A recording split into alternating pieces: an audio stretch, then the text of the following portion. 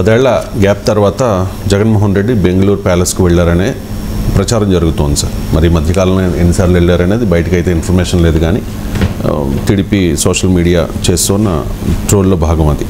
ఇక్కడ అనూహ్యంగా కర్ణాటక ఉప ముఖ్యమంత్రి డీకే శివకుమార్తో జగన్ భేటీ అయ్యారనే వార్తలు వస్తూ ఉన్నాయి.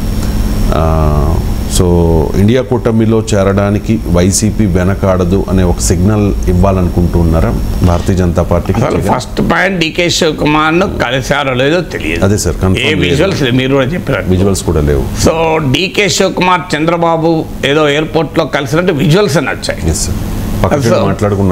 పక్క జరిగి మాట్లాడుకున్నట్టు కూడా విజువల్స్ వచ్చాయి, కానీ డీకే శివకుమార్ జగన్ కలిసినట్టు విజువల్స్ లేవు.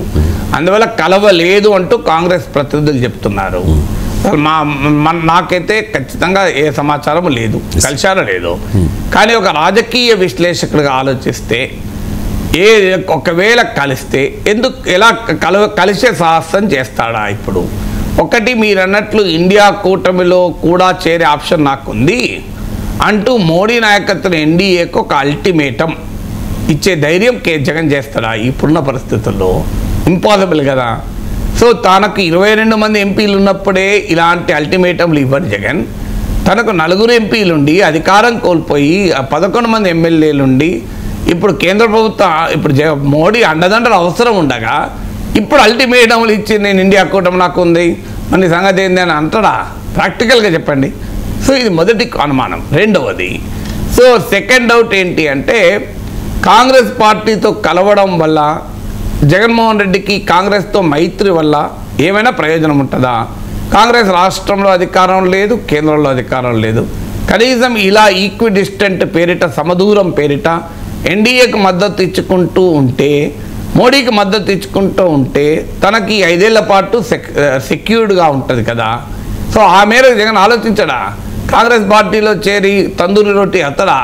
అటు ఇప్పుడు కాంగ్రెస్ పార్టీతో ఉన్న హేమంత్ శ్రేణులు, అరవింద్ కేజ్రీవాల్ ఏమయ్యారో జగన్కి అర్థం కాదా? అందువల్ల ఇవాళ కాంగ్రెస్ పార్టీతో రాష్ట్రంలో లాభం లేదు రాజకీయంగా. 100 మందినో 1000 మందినో మొబిలైజ్ చేసి తనకు మద్దతుగా రాలేరు. తర్వాత తన చెల్లెళ్ళు, తనతో విభేదించిన చెల్లెల్ని కాంగ్రెస్ పార్టీ రాష్ట్ర అధ్యక్షులుగా ఉన్నారు. మరి ఇవన్నీ ఉండగా ఎందుకు కలుస్తారు?